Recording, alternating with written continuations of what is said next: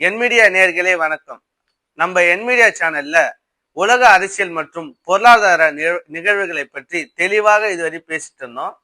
நம்ம நேயர்களின் தனிப்பட்ட கோரிக்கையை ஏற்று வருகின்ற தமிழகம் மற்றும் புதுவையின் அரசியல் நிலவரங்களை பற்றி தெளிவாக நம்முடன் விளக்க வருகின்றார் டாக்டர் நரேஷ்ராம் அவர்கள்.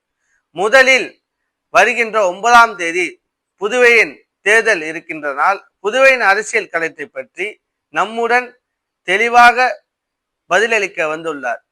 அவர்கிட்ட பதில் கேட்டு தெரிஞ்சுக்கலாம் வாங்க. புதுச்சேரி தேர்தலில் காங்கிரஸ் கட்சியுடைய மூத்த தலைவருமான காங்கிரஸ் உடைய முகமான நாராயணசாமி அவர்களுக்கு டிக்கெட் மறுத்தது ஏன் சார்?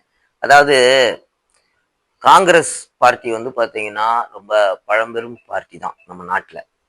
குறிப்பிட்டு அவங்க பல விஷயங்களை மாற்றம் கொண்டு வரணும் அப்படின்னு சொல்லி யுக்திகள் வகுத்திருக்காங்க. அதுல குறிப்பிட்டு இளைஞர்களுக்கு புதுமுகங்களுக்கு வாய்ப்பளிக்கணும் அப்படின்னு சொல்லி அவங்க ஏஐசிசி அப்படின்னு சொல்லக்கூடிய அனைத்து இந்த காங்கிரஸ் கமிட்டி டெல்லியில உட்காந்து முடிவு பண்ணியிருக்காங்க. அந்த அடிப்படையில புதுச்சேரியோடைய லோக்கல் பாலிட்டிக்ஸ்ல சில கட்டமைப்புகளை கொண்டு வரணும் அப்படின்னு சொல்லி அவங்க முடிவெடுத்து இந்த டிக்கெட்டை இப்போ இளைஞர்களுக்கும் புதுமுகங்களுக்கும் கொடுத்துருக்காங்க. ஆனா இதனால பாத்தீங்கன்னா இப்ப அந்த கட்சிக்குள்ள பாத்தீங்கன்னா நிறைய சம்பவங்கள் தெளிவா இல்லை. ஒற்றுமையில சில விரிசல்கள் ஏற்பட்டுறதுக்காக தான் நம்ம பாக்குறோம். இது பாத்தீங்கன்னா இப்ப அதே நேரத்துல இந்த பக்கம் நம்ம என்டிஏ கூட்டணி என்ஆர் காங்கிரஸ் மற்றும் புதுவை பாரதிய ஜனதா கட்சி சார்ந்து பாத்தீங்கன்னா அவங்களுக்கு டிக்கெட் எல்லா தொகுதியிலும் 30 தொகுதியிலையும் 16 இவங்களுக்கு 14 அவங்களுக்கு அப்படின்னு சொல்லி தெளிவா வேட்பாளரோட அவங்க நாமினேஷனும் முடிச்சிட்டாங்க. அப்படிங்கிறதுனால இந்த சைடு இது தெளிவா இருக்கவும் அந்த சைடு இது குழப்பமா இருக்கிறதுனால நிச்சயமா இது என்டிஏ கூட்டணிக்கு கொஞ்சம் ஃபேவரா இருக்குமோ கிரவுண்ட் ரியாலிட்டி இன் பாண்டிச்சேரி அப்படின்னு சொல்லி தான் நம்ம பாக்குறோம். இப்படி ஒருவேளை ஒரு புது முகத்தை அறிமுகப்படுத்தணும் அப்படின்னு சொல்லியிருந்தா காங்கிரஸ் முன்னாடியே புதுவை மாநில மக்கள் அதாவது தலைவர்கள் கட்சி தலைவர்கள் கட்சி தொண்டர்களோட இதை பத்தி பேசிட்டு அந்த நடவடிக்கை எடுத்திருந்தாங்கன்னா இந்த சலசலப்பு கொஞ்சம் கம்மியா இருந்திருக்க வாய்ப்பு இருந்திருக்கும் அப்படின்னு தான் நம்ம இதை பாக்குறோம் சார். சார், நாராயணசாமிக்கு டிக்கெட் மறுக்கப்பட்டுள்ளது. அந்த கட்சியில இதனால ஏதாவது தாக்கத்தை ஏற்படுத்துமா சார்? அதான் நான் ஏற்கனவே சொன்ன மாதிரி பாத்தீங்கன்னா அந்த கட்சி தொண்டர்களுக்குள்ள நிறைய குழப்பங்கள் ஏற்பட வாய்ப்பு இருக்குது அப்படிங்கிறது தான் நம்ம பாக்குறோம். சலசலப்பு ஏற்கனவே ஏற்பட்டிருக்கு. அதனால இந்த குழப்பம் ஏற்படும் அப்படின்னு தான் நம்ம பாக்குறோம். அதே நேரத்துல இந்த சைட்ல என்டிஏ கூட்டணிக்கு பாத்தீங்கன்னா இது பலமா தான் ஏற்படும். ஏன்னா மோடியோட சாதனைகள் அப்புறம் உள்ளூர் கட்டமைப்புகள்ல அவங்க கொண்டு வந்திருக்க ஸ்கீம்ஸ் இன்வெஸ்ட்மெண்ட்ஸ் இப்போ 2400 கோடி ரூபா கொண்டு வந்திருக்காங்க. பிரதமர் மோடி அவர்கள் இங்கே புதுவையில் வரும்போது சொல்லியிருந்தாங்க. அதெல்லாம் வச்சு பார்த்தீங்கன்னா அது ஏற்கனவே நம்ம சொன்னதுதான். அவங்களுக்கு அது சாதகமா என்டிஏக்கு இருக்கிறதுக்கு இவங்களே காங்கிரஸ் கூட்டணியே பண்ண மாதிரி தான் இது நம்ம பாக்குறோம். சார், விசிகே காங்கிரஸை எதிர்த்து பேசியது எதுக்கு சார்? அதுல இந்திய கூட்டணிக்கு என்ன பாதிப்பு ஏற்படும்? இப்ப பாருங்க, ஏற்கனவே காங்கிரஸ்ல நாராயணசாமி சாருக்கு சீட்டு கொடுக்கலன்னு சொல்லி அவங்க ஆதரவாளர்களுக்கு நிறைய பிரச்சனைகள் நடந்தது. இப்ப நம்ம பார்த்துட்டு தான் இருக்கோம் மீடியால டெய்லி. இது ஒரு பக்கம் இருக்கு. இன்னொரு பக்கம் பாத்தீங்கன்னா இந்த கூட்டணியில எல்லாம் இந்தி கூட்டணி அப்படின்னு சொல்லக்கூடிய அந்த கூட்டணியில எல்லாம் தொகுதி பங்கீடு பண்ணி அவங்களுக்கு எத்தனை சீட்டு அப்படின்னு சொல்லி முடிவு பண்றாங்க. இதுல என்ன விஷயம்னா அந்த முடிவு ஆகிறதுக்கு முன்னாடி எல்லா கட்சியும் போய் நாமினேஷன் அவங்க கூட்டணியில இருக்கக்கூடிய அனைத்து கட்சியும் போய் நாமினேஷன் போட்டுறாங்க 30 இடத்துலயுமே. போட்ட பிறகு சீட்டு ஒதுக்குன பிறகு என்ன ஆச்சுன்னா அவங்க நியாயமா விட்ரா பண்ணிருக்கணும். ஆனா விட்ரா காங்கிரஸ்ல வாபஸ் வாங்கணும்னு சொன்னா வாபஸ் வாங்காம விட்டுட்டாங்க.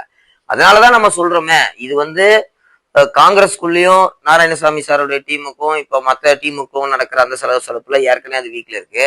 இது போதா குறைக்கு இப்ப கூட்டணி கட்சியான விடுதலை சிறுத்தைகள் கட்சியோடையும் இந்த மாதிரி விஷயங்கள் நடந்துகிட்டு இருக்கும்போது இது அனைத்துமே பாத்தீங்கன்னா என்ஆர் காங்கிரஸ் தலைமையில ரங்கசாமி சார் தலைமையில நடக்கக்கூடிய அந்த என்டிஏ கூட்டணிக்கு தான் இது சாதகமா அமையும் அப்படிங்கிறது தான் இந்த கள நிலவரம் நமக்கு காட்டுது.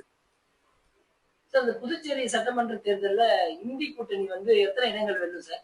நம்ம பாண்டிச்சேரி ஃபுல்லா சர்வே பண்ணி பார்த்தோம். நம்ம எல்லா இடத்துக்கும் எல்லா தொகுதிகளுக்கும் 30 தொகுதிகளுக்குமே நம்ம பிரயாணம் பண்ணி அந்த மக்கள்கிட்ட நேரடியா சில கேள்விகளையும் நம்ம கேட்டிருந்தோம். அதே மாதிரி வேற சில கருத்து கணிப்பு நிறுவனங்களும் உள்ளூர் கருத்து கணிப்புகள் எல்லாம் சொல்லியிருக்காங்க. அந்த கருத்து கணிப்புக்கு பிரகாரம் பாத்தீங்கன்னா இந்த இந்தி கூட்டணி சொல்லக்கூடிய காங்கிரஸ் தலைமையிலான திமுக விடுதலை சிறுத்தைகள் கட்சி உட்பட்ட இந்த கட்சிகள் 10ல இருந்து 15 சீட்டு வரைக்கும் ஜெயிக்க வாய்ப்பு இருக்கு அப்படின்னு உள்ளூர் கருத்து கணிப்புகள் தெரிவிக்கிறாங்க.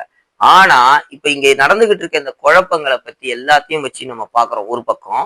இன்னொரு பக்கம் வந்து மோடி அரசாங்கத்தோட நேரடி சாதனைகள் வந்து புதுச்சேரி மக்கள் வந்து கிரவுண்ட் லெவல்ல ரியாலிட்டியில வந்து அதை பத்தி நிறைய பேசுறாங்க. ஏன்னா ஒண்ணு வளர்ச்சி கொடுத்துருக்காங்க, ரெண்டாவது அடுத்து வர அரசாங்கத்துக்கு எந்த மாதிரியான திட்டங்கள் எல்லாம் தயார் பண்ணணும் இப்பயே தயார் பண்ணி தெளிவா வச்சிருக்காங்க. மூணாவது விஷயம் என்ன அப்படின்னு சொன்னா அவங்க வந்து இந்த இரட்டை இன்ஜின் அரசாங்கம்னு சொல்லக்கூடிய அந்த அரசாங்கத்துடைய ஆதரவை யூனியன் பிரதேசம் என்கிற முறையில மக்கள் வந்து அதை நல்ல வளர்ச்சியா அமையும் அப்படின்னு சொல்லி பாக்குறாங்க.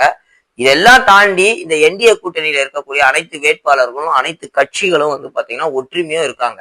ஸோ இந்த பலத்தை எல்லாம் வச்சு பாத்தீங்கன்னா இந்த உள்ளூர் கருத்து கணிப்பு பிரகாரம் 10-15 சீட்டு இந்தியா கூட்டணிக்கு வருங்கிறது ரொம்ப சந்தேகமா தான் இருக்கு. இது என்டிஏக்கு தான் வந்து வலுவா இருக்கும் அப்படின்னு தான் கிரவுண்ட் ரியாலிட்டி நம்ம போய் எடுத்த சர்வேல நமக்கு தெரிய வந்திருக்கு. சார் இப்ப பாண்டிச்சேரி மக்களுடைய மனநிலை எப்படி இருக்கு சார்? அதுதான் இப்ப நான் சர்வே பண்ணும் போதே நமக்கு நிறைய விஷயங்கள் தெரிய வந்தது. அதுல மெயினா வந்து பாத்தீங்க அப்படின்னு சொன்னா அவங்க வந்து டெல்லியில மோடி அரசாங்கத்துடைய சாதனைகளை நம்ம பாக்குறாங்க ஒரு பக்கம். இன்னொரு பக்கம் உலகம் ஃபுல்லா இன்னைக்கு யுத்தம் நடந்துகிட்டு இருக்கு. அப்ப பல பாதிப்புகள் பல தேசங்கள்ல குறிப்பா ஏசிய நாடுகள்ல ஏற்பட்டு இருக்கு. அந்த மாதிரி இங்க எதுவும் நேரடியா பாதிப்பு எதுவும் நமக்கு வரல. ஃபார் எக்ஸாம்பிள் பாத்தீங்கன்னா அண்டை நாடுகளான பாகிஸ்தான்ல எல்லாம் வந்து பாத்தீங்கன்னா லீவ் எல்லாம் அறிவிச்சிட்டாங்க. ரெண்டாவது இந்த பக்கம் நீங்க பாத்தீங்கன்னா பிலிப்பைன்ஸ் எல்லாம் வந்து கவர்மெண்ட் வந்து இந்த கொரோனால நடந்த மாதிரி லாக்டவுன் எல்லாம் போட்டாங்க. ஆனா இன்னைக்கு கூட வந்து மத்திய அரசாங்கத்துடைய பெட்ரோலியத்துறை அமைச்சர் திரு பூரி அவர்கள் வந்து தெளிவுபடுத்திட்டாரு, இந்த மாதிரி லாக்டவுன் எல்லாம் இந்தியாவில கிடையாது, நம்ம கிட்ட வந்து அடுத்த 2-3 மாசத்துக்கே கேஸ் சிலிண்டர் எல்லாம் எந்த தட்டுப்பாடும் இல்லாம நம்மகிட்ட ஸ்டாக் இருக்கு. சோ இதெல்லாம் அன்றாட மக்கள் பாக்குறாங்க இல்லையா? ஏன்னா நம்ம வந்து நியூஸ்ல என்ன வரனா நிகழ்ச்சியில யார் வரா எது வரா பேசலாம், ஆனா வீட்டுல அடுப்பு எரியுதா இல்லையா அப்படிங்கிறத வச்சு அவங்களுக்கு தெரிஞ்சிடும் ரியாலிட்டி என்ன அப்படிங்கிறது. அதனால யார் வீட்லயும் எந்த தட்டுப்பாடும் இது வரைக்கும் வரல. சோ இந்த மாதிரி விஷயத்தையும் பாக்குறாங்க. ரெண்டாவது விஷயம் என்ன அப்படின்னு சொன்னா உள்ளூர் பாண்டிச்சேரியோட விஷயத்துல உள்ளூர் உள்கட்டமைப்புகள் எப்படி மேம்படுத்தப்படுது, ரோடா இருக்கட்டும், இந்த மாதிரி விஷயங்கள்லாம் எப்படி கொண்டு வராங்க, மின்சாரம், இதை பத்தி எப்படின்னு பாக்குறாங்க. அதே மாதிரி மெயினா எல்லாரும் எந்த மாநிலத்துக்கு நீங்க போனாலும் எந்த கிராமத்துக்கு நீங்க போனாலுமே அந்த உள்ளூர் பொருளாதார வளர்ச்சி என்னன்னா மெயினா பார்ப்பாங்க. சோ அந்த மாதிரி பொருளாதார வளர்ச்சிக்கு நிறைய நிறுவனங்கள் வாய்ப்புகள் எப்படி எல்லாம் நம்ம பெருகி கொடுக்குறாங்க அப்படின்னு பாக்குறாங்க. சமீபத்துல இந்த ஜோகோவை கூட்டிட்டு வந்து நம்ம புதுச்சேரி மாநில அரசாங்கம் வந்து சில இண்டஸ்ட்ரியல் டெவலப்மெண்ட் குரோத் எல்லாம் கொண்டு வர பார்த்திருக்காங்க. ஸோ இதெல்லாம் வந்து பாத்தீங்கன்னா அடிப்படை கட்டமைப்புகள், அடிப்படை பொருளாதார வசதிகள் இது எல்லாமே ஏற்படுத்த அதிகப்படியான வாய்ப்புகள் இருக்கு அப்படின்னு சொல்லி பாண்டிச்சேரி மக்கள் ரொம்ப கிளியரா அதை பாக்குறாங்க. ஸோ அதனால அந்த விஷயத்த வச்சு பாத்தீங்கன்னா நமக்கு என்டிஏ இவங்களுக்கு தான் அதிகமான உள்ள வந்து ரியலா அந்த ஃபேக்ட் என்னன்னா பப்ளிக்கோட மைண்ட் செட் எல்லாமே வந்து towards the favour of NDA இருக்கிற மாதிரி தான் நம்ம கல நிலவரத்தை பாக்குறோம் சார். மோடி மற்றும் அமித்ஷாவுடைய உத்தி வந்து புதுச்சேரியில வெற்றி பெறுமா சார்? அவங்க டெலிவரி ஃபோக்கஸ் அப்படின்னு சொல்லி ஒரு யுத்தி வச்சிருக்காங்க. முதல்ல தெரிஞ்சுக்கோங்க ஸ்ட்ராட்டஜி என்ன பண்றாங்க.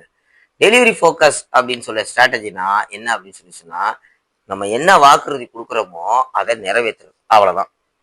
இது வரைக்கும் நடந்த சட்டமன்ற தேர்தல்கள்ல இந்தியா ஃபுல்லா நடந்த சட்டமன்ற தேர்தலில் என்னென்னலாம் வாக்குறுதி கொடுத்துருக்காங்களோ அதை வந்து நிறைவேற்றிக்கிட்டே வராங்க. அந்த மாதிரிதான் இப்ப பாண்டிச்சேரியிலையும் பல வாக்குறுதிகளை பாரத பிரதமர் திரு நரேந்திர மோடி அவர்கள் இங்க வரும்போதும் சரி, திரு அமித்ஷா உள்துறை அமைச்சர் அவர்கள் இங்க வந்திருக்கும் போதும் சரி, அவங்க நிறைய வாக்குறுதிகள் கொடுத்துருக்காங்க.